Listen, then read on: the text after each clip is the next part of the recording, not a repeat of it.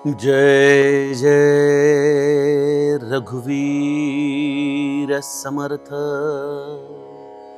वसे हृदयी देवतो कोण कैसा,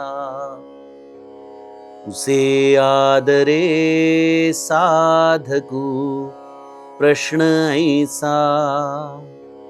देहे टाकिता देव कोठे राहतो,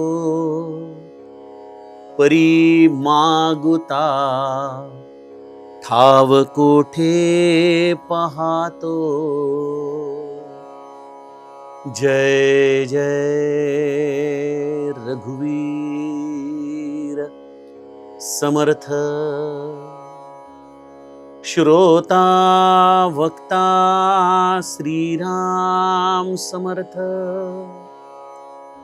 जय जय रघुवीर समर्थ। श्रीराम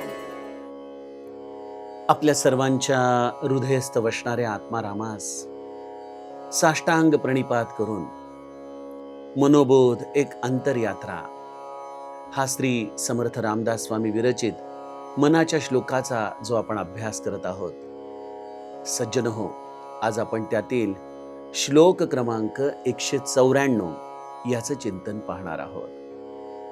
गेल्या श्लोकामध्ये या परमतत्वाची नेमकी अवस्था कुठल्या गुणांच्या आधाराने सांगायची, तो कसा आहे हे सांगायचं, जिथं शब्दांचा स्पर्श करू शकत नाही, जो परेहून परता असा तो ईश्वर आहे, त्या परमतत्वाला सांगताना या साधन गोष्टींच्या मर्यादा समर्थ आम्हाला समजावून सांगतात।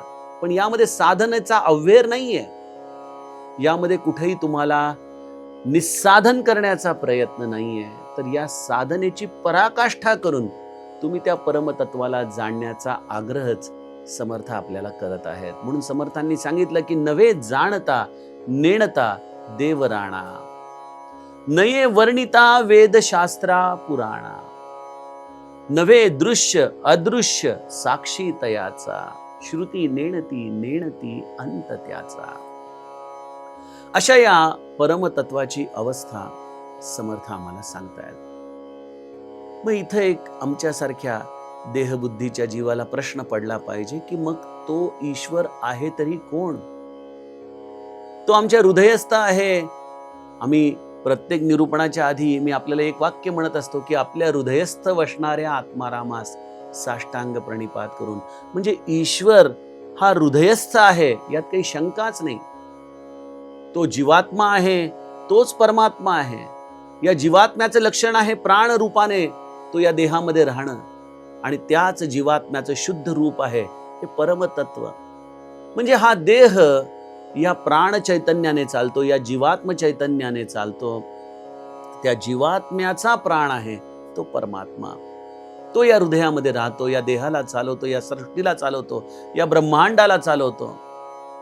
मग हा ईश्वर या देहामध्ये राहतो, आणि मग आमच्यासारख्या एका साधकाला जो प्रश्न पडला आहे तो समर्थ आम्हाला आजच्या श्लोकामध्ये सांगतो। बघा, पुढले 2 श्लोक फार इंटरेस्टिंग आहेत। जसं आपल्याकडं कवाली असते की ज्याच्यामध्ये सवाल जवाब असतात, बघा, प्रश्न विचारायचा आणि उत्तर घ्यायचं, किंवा जे संगीताचा अभ्यास करणारी मंडळी आहेत त्यांना माहिती आहे की स्वरामध्ये वादी संवादी असतं। वादी प्रश्न उपस्थित करतं, संवादी उत्तर देतं। त्याप्रमाणे समर्थांचा हा 194 आणि 195 क्रमांकाचा श्लोक आहे। 194 वादी आहे आणि 195 संवादी आहे। एका बाजूला प्रश्न आहे, एका बाजूला उत्तर आहे। असा हा सुंदर प्रश्न उत्तर या साधकाने समर्थांना विचारलंय की वसे हृदयी देवतो कोण कैसा। आपण म्हणता प्रभो ईश्वर हृदयस्थ आहे, तर तो ईश्वर जो हृदयस्थ आहे तो कसा आहे? वसे हृदयी देवतो कोण कैसा, आणि तो कसं विचारतोय? पुसे आदरे साधकू प्रश्न ऐसा। तो अत्यंत आदराने असा प्रश्न आपल्या सद्गुरूला हा साधक विचारतोय की हृदयस्थ राहणारा ईश्वर कसा आहे। देहे टाकिता देव कोठे राहतो. अगदी सुंदर प्रश्न आहे की या देहामध्ये तो ईश्वर राहतो, या देहाला चालवतो. मग हा देह पडल्यानंतर, मृत्यू झाल्यानंतर, हा देह पडल्यानंतर त्या घरातून हे ईश्वरीय तत्व जे बाहेर पडतं ते जाऊन कुठं राहतं? कुठं ते स्वतःला निवासस्थानामध्ये ठेवतं? देहे टाकिता देव कोठे राहतो, परी मागुता वास कोठे पाहतो. आणि आम्ही ऐकलंय की भगवद्गीताच आम्हाला सांगते की वायुर्गंधा निवाशया, त्याप्रमाणे हा प्राण एका वायूसारखा या देहाच्या आधाराने झालेले सगळे संस्कार घेऊन बाहेर पडतो. अरे पण बाहेर पडतो म्हणजे जातो कुठं? थांबतो कुठं? आणि मग पुन्हा कर्म जसे आहेत तसे घेऊन तो देहाला पुन्हा प्राप्त करतो. मग परी मागुता ठाव कोठे पाहतो. मग पुन्हा कुठला देह घ्यायचा, पुन्हा त्या देहामध्ये येऊन प्रविष्ट व्हायचं, त्याला चेतना द्यायची. मग हा देहामधून बाहेर पडल्यानंतर हा ईश्वर कुठं राहतो आणि पुन्हा त्या देहाला त्या कर्मांचं फळ भोगण्यासाठी पुनश्च हा देव या देहामध्ये कसा येतो? सुंदर प्रश्न आहे. आणि समर्थांनी या प्रश्नामध्ये काही फार सुंदर गोष्टी आपल्याला सांगितलेल्या आहेत, ज्या आपण मनापासून समजून घ्यायला पाहिजेत. एक त्याच्यातला प्रश्नाची बाजू आपण थोडा वेळ बाजूला ठेवूयात. मला यामध्ये सगळ्यात महत्वाची गोष्ट वाटते ती म्हणजे पुसे आदरे साधकू प्रश्न ऐसा. यातील 3 शब्दांकडे तुम्ही लक्ष द्या. पुसे म्हणजे विचारला, आदरे अत्यंत आदराने विचारला, आणि तिसरा साधकू साधना करणाऱ्या जीवाला पडणारा हा प्रश्न आहे. 3 गोष्टी यामधल्या अत्यंत प्रमुख आहेत. साधक कसा असावा? तर साधक हा साधनी असावा. साधन करत असताना आपण निश्चयात्मक ज्ञानाला अजूनही प्राप्त झालेलो नाही, ही खुणगाट आपल्या अंतःकरणामध्ये असावी. कारण की मला ते प्राप्त झालं नाही, हा प्रामाणिकपणा असणं याचं नाव आहे साधक. अन्यथा तो सिद्धच आहे, होय की नाही? जर तो म्हणाला की मला ते ईश्वरीय तत्व कळालंय, तर मग तो सिद्धच झाला. पण आम्ही आयुष्यभर साधक राहण्याचा प्रयत्न करावा. जरी आपल्यामध्ये सिद्धावस्था प्रगटली, जरी आपल्यामध्ये ते संपूर्ण ज्ञान प्रगटलं, तरी देखील जीवनामध्ये निरंतर साधक वृत्तीने राहता येणं, हे सिद्धावस्था आपण एक प्रकारे मुरवून पचवून या पलीकडे आल्याची खूण आहे. मी सिद्ध नाही मुनी नाही म्हणे जनाला. माझे श्री ब्रह्मचैतन्यांचं चरित्र मला यासाठी आदर्श वाटतं, कारण त्यांनी कधीच स्वतःला सिद्ध म्हणून घेतलं नाही. जरी ते सिद्ध होते, ते नेहमी स्वतःला मी रामाचा एक दीन दास आहे, हो त्याच्या नामावरती माझं प्रेम आहे, असं म्हणून स्वतःला नेहमी एका साधकापेक्षा देखील खालच्या भूमिकेमध्ये घेऊन घ्यायचे, एखाद्या बद्धासारखे. बऱ्याचदा श्री महाराज सामान्यातले सामान्य होऊन त्यांच्याशी संवाद करायचे. बघा, सिद्ध होण्याचे काही दुष्परिणाम किंवा काही नुकसान असतं बघा जीवनामध्ये. पहिली गोष्ट, मी कोणीतरी आहे ही भूमिका त्याच्यामध्ये स्वाभाविकपणे येते. अर्थात त्यातून आलेल्या अहंकारामुळे तो आपली सिद्धावस्था गमावून बसतो. सिद्धावस्था तर ती आहे की ती पचवून पुनश्च सर्वसामान्य राहणं, हिरव्या चाफ्याच्या सारखं लपून राहणं, कोणालाही आपल्या अंतरंगाची अवस्थाच कळून न येऊ देणं, हे फार अवघड काम आहे. कारण की आम्हाला थोडंसं काही प्राप्त झालं की आम्हाला लोकांपेक्षा वेगळं श्रेष्ठ स्थान त्यांनी आपल्याला द्यावं याची अपेक्षा असते. मला बऱ्याचदा गंमत वाटते की आजच्या काळामध्ये मी बघतो बरेचसे मोठे मोठे कथावाचक म्हणा किंवा ज्यांना संत ही पदवी दिली जाते, हे सगळेजण सर्वसामान्यांपेक्षा आपण कोणीतरी वेगळे आहोत अशा रीतीने 4 हात लांबच राहतात. चला, ती गोष्ट पण ठीक आहे, कारण त्यांना त्यांचं साधन सांभाळायचंय, त्यांना त्यांचा अभ्यास सांभाळायचा आहे. त्यामुळं सर्वसामान्यांपेक्षा थोडंसं वेगळं एकांतिक राहणं यामध्ये देखील काही गैर नाही. पण या वेगळ्या राहण्यामध्ये आपण त्यांच्याहून श्रेष्ठ आहोत हा जर आविर्भाव आला, तर सर्वसामान्य लोकांना कुठलीही बसायची व्यवस्था नाही, प्यायला पाणी नाही, आणि आपण मात्र कोणीतरी वेगळे आहोत या भूमिकेमधून चार्टर्ड फ्लाईटनी फिरणं, हे कुठल्या संत पदापर्यंत जाण्याचं काम आहे?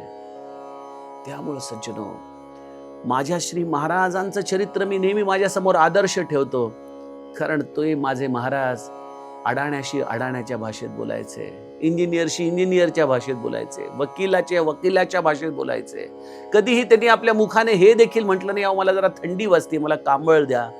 कधी त्यांनी हे म्हटलं नाही की अहो फार उन्हाळा आहे, हो घाम येतोय, जरा मला पंखा घाला. जसं भगवंताने ठेवलेलं आहे तसे माझे श्री महाराज राहिले, सहज राहिले, अत्यंत सहज. आणि या सहजावस्थेमध्ये महाराज प्रत्येकामध्ये, एखाद्या पाण्याला जसा सगळे रंग हे त्याच्यामध्ये तो मिसळून जगतो, त्याप्रमाणे श्री महाराज आलेल्या प्रत्येकामध्ये मिसळून त्यांच्या सुखदुःखाशी समरसून जगले बघा. आणि ही सिद्धावस्था पचवून आलेली अवस्था श्री महाराजांनी आपल्या जीवनामध्ये जगून दाखवली आहे. त्यामुळं समर्थांनी हा जो साधक शब्द वापरला ना, हा आपल्या आयुष्यभर अंतःकरणामध्ये करून ठेवा, की उद्या प्रत्यक्ष ईश्वराचं जरी दर्शन झालं तरी देखील आपण स्वतःला सिद्ध बनवण्याचं कधीही प्रयत्न करू नये, तसा विचारही मनामध्ये आणू नये. साधक राहावं. आणि साधक होण्याचं सगळ्यात प्रधान लक्षण आहे ती म्हणजे त्याच्या प्रत्येक बोलण्यामध्ये, वागण्यामध्ये एक स्वाभाविक दीनता असली पाहिजे. दीनता म्हणजे, मी खरोखरच या प्रश्नाचं उत्तर समजून घेण्यासाठी अत्यंत तळमळतोय प्रभो.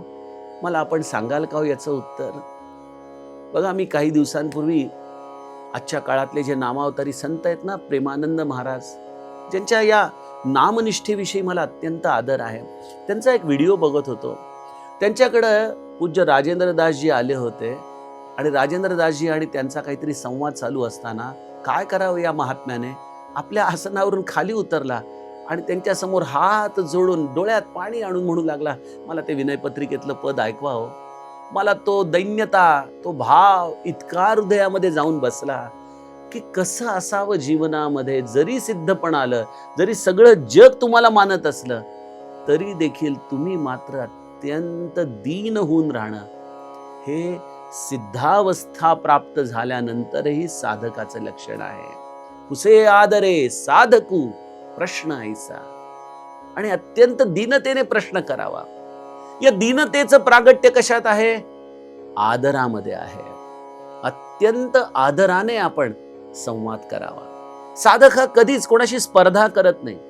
साधक हा कधीच कोणाला श्रेष्ठत्व दाखवण्याचा, की मी साधक अवस्थेमध्ये देखील तुमच्यापेक्षा कितीतरी पुढं आहे, हा दाखवण्याचा कधी तो प्रयत्न करत नाही. बघा, साधक आणि सिद्ध याच्यामध्ये जी बॉर्डर आहे ना, तीच ज्ञान आणि आत्मज्ञानामध्ये आहे. मी गमतीने म्हणत असतो की एका वर्गामध्ये एकदा परीक्षा घेण्यात आली आणि त्या परीक्षेमध्ये वर्गातली सगळीच मुलं नापास झाली, सगळी. आणि मग त्यामध्ये एक विद्यार्थी दुसऱ्याला हिडवू लागला की अरे तू 10 मार्कांनी नापास झालाय, मी केवळ 2 मार्कांनी नापास झालोय, यामुळं मी तुझ्यापेक्षा हुशार आहे. हे म्हणणं कितपत संयुक्तिक वाटतं आपल्याला? नापास तर नापासच आहेत जोपर्यंत आत्मज्ञान नाही. कारण की ज्ञानाच्या 2च अवस्था आहेत, एक आत्मज्ञान आणि एक अज्ञान. आणि साधक ही अज्ञानाची अवस्था आहे. हे आत्मज्ञान झाल्यानंतरही स्वतःच्या अंतरंगामध्ये ज्याला सहजतेने निभावता येतं त्यालाच दीनता प्राप्त होते, त्यालाच आदरपूर्वक प्रश्न विचारण्याची कला प्राप्त होते. तो कधी स्पर्धा करत नाही, कधी कोणाचा मत्सर करत नाही. तुम्ही मला काय सांगताय, मी एवढं सगळं केलंय, मला हे सगळं माहिती आहे, मी एवढ्या बुवांचं ऐकलंय, मी एवढे ग्रंथ पारायण केलेत, मी याच्यामध्ये डॉक्टरेट केली आहे. नाही नाही, नको. हा असा आविर्भाव साधकाच्या जीवनामध्ये कधीच अपेक्षित नाहीत. श्री महाराज म्हणायचे, कधीही मुखाने आपल्या गुरुचं नाव सांगू नका. तुमचं आचरण, तुमचं बोलणं, यातूनच तुमचा गुरु कोण आहे हे लोकांना कळालं पाहिजे. याचा अर्थ काय, की जर माझे गुरु दीनदास आहेत तर त्या दीनदासांचा मी एक छोटासा शिष्य, मी अशा पद्धतीने मत्सर करून, निंदा करून, ईर्ष्या करून, दुसऱ्याला छोटं दाखवण्याचा प्रयत्न करून मी खरंच माझ्या गुरूंचा दास होऊ शकेन का? आणि हा प्रश्नाचं उत्तर जर आपल्याला खरंच कळालं तर मनुष्य हा कधीच कोणाशी ईर्ष्या, निंदा, मत्सराच्या भावने बोलणार नाही. त्याच्यामध्ये एक स्वाभाविक दीनता येईल आणि त्या दीनतेचं प्रागट्य प्रत्येक ठिकाणी आदर या शब्दाच्या आधाराने दिसेल. आदर, आदर, अत्यंतिक आदर. आलेल्या प्रत्येकाला जणू काही असं वाटलं पाहिजे की अरे हा महात्मा केवढा मोठा आहे, आपली काही पात्रता नसताना देखील त्याने आपल्याला एवढा आदर द्यावा, एवढं आपलं मोठेपण गावं, एवढं खरंच आपल्यामध्ये काही नाही. सज्जनो, हा आदर देण्याचा भाव अत्यंत महत्वाचा आहे. तिसरी गोष्ट, प्रश्न कसले पाहिजेत? प्रश्न हे संसाराबद्दल पडत असतील तर अजूनही बद्धावस्था सुटली नाही. अनेकांचे प्रश्न असतात पण या दृश्य जगाच्या संदर्भाने असतात. साधक वृत्तीमध्ये प्रश्न काय असला पाहिजे? हा ईश्वर कोण आहे? तो कुठे राहतो? तो माझ्या देहामध्ये आहे, हृदयस्थ आहे असं शास्त्र सांगतं. तर मग हा देह पडल्यानंतर हा ईश्वरीय तत्व या देहाला सोडून कुठं जाणार, कुठं राहणार? सज्जनो, साधक या शब्दाचा अर्थच चिंतनशील, मननशील, साधनशील असं व्यक्तित्व आहे. आणि जर आम्हाला आज असे प्रश्न पडत नसतील तर हे सांगणं न लगे की अजूनही साधक नावाच्या इयत्तेमध्ये आमचा प्रवेश झालेला नाहीये. आम्हाला अजूनही त्या ईश्वराची खरी तळमळच लागली नाहीये. त्यामुळे मला या श्लोकाच्या दुसऱ्या चरणातले हे 3 शब्द अत्यंत महत्वाचे वाटतात. पुसे विचारणा करावी, आदरे साधकू, प्रश्न ऐसा. प्रश्न असावेत ज्याच्याने ईश्वरीय रस मनामध्ये निर्माण होईल, ज्याच्यामुळं या ईश्वरीय तत्वाची अनुभूती घेण्याची व्याकुळता, तळमळ अंतःकरणामध्ये निर्माण होईल. आणि चौथी आणि प्रधान गोष्ट, प्रश्न कोणाला विचारा? जो या परमतत्वाला प्राप्त झाला आहे अशा सद्गुरूला आपण हा प्रश्न विचारा.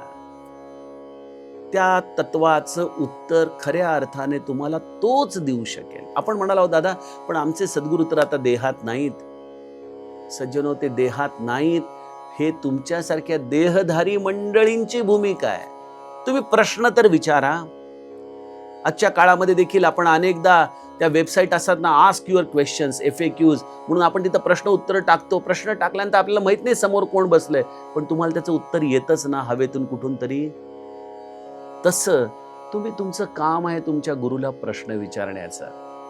विचारा त्याला. जर तुम्ही खरे साधक असाल, जर तुम्ही खरे साधन निष्ठ असाल तर तुम्हाला हा प्रश्न पडला पाहिजे की या ईश्वराला कुठं शोधायचं, या देहामध्ये तो ईश्वर कुठं राहतो, हा देह टाकल्यानंतर हा ईश्वर कुठे जातो, आणि हाच ईश्वर पुनश्च या कर्मांचं फळ घेण्यासाठी पुन्हा मागुता कसा या देहामध्ये प्रविष्ट होतो.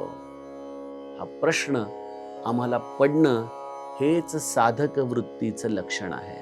आणि आपण ते सद्गुरूला अनन्य भावे, अत्यंत आदराने विचारावं. इथं आदर या शब्दाचा आणखीन एक अर्थ असा आहे की बऱ्याचदा साधक दुसऱ्याची परीक्षा घेण्यासाठी प्रश्न करतात. त्यांना फक्त हेच बघायचं असतं की ह्याला हे माहिती आहे की नाही. अशा पद्धतीने या स्पर्धेमधून आपण जरी वरवर आदर दाखवत असलो तरी तो आदर हा कदापिही आपला खरा नसतो. त्यामुळे साधक हा एखाद्या नितळ सरोवरापर्यंत पाहिजे. बघा, जसं नितळ सरोवरामध्ये त्याचा तळ जसा आपल्याला दिसतो ना खालपर्यंत, तसं साधकाचं हृदय हे अत्यंत नितळ असलं पाहिजे. त्यामध्ये कुठलंही जिनके कपट दंभ नाही माया, तिनके हृदय बसहु रघुराया. वाल्मिकी ऋषींनी रामाला देखील त्या हृदयामध्ये तू राहा जिथं कपट नाही, दंभ नाही, माया नाही, अशा हृदयामध्ये रामा तू राहा असं सांगितलंय. त्यामुळे साधकाने प्रश्न विचारताना आदर हा केवळ शब्दाने, देहाने द्यायचा नाहीये. त्याची ती अंतरंगाची वृत्ती झाली पाहिजे, ती नितळता त्याच्या हृदयामध्ये असली पाहिजे. जो तो शब्दाने बोलतोय तेच त्याच्या हृदयामध्ये विचार आहेत. त्याला कुठलीही गोष्ट सिद्ध करायची नाही, कुणावरती वर्चस्व प्राप्त करायचं नाही. अशा भूमिकेमध्ये राहणं याचं नाव आहे साधक. आणि जेव्हा अशा तळमळीने साधक प्रश्न विचारतो तेव्हा सद्गुरूला बोलावंच लागतं. सद्गुरू हा देहधारी असो किंवा नसो, तो मौन राहू शकत नाही. आणि त्या सद्गुरूंनी दिलेलं जे उत्तर आहे, हा सवाल आपला झाला. आता जवाब सद्गुरू कसे देतात याचं चिंतन आपण उद्याच्या श्लोकामध्ये बघूयात. जानकी जीवन स्मरण. जय जय राम.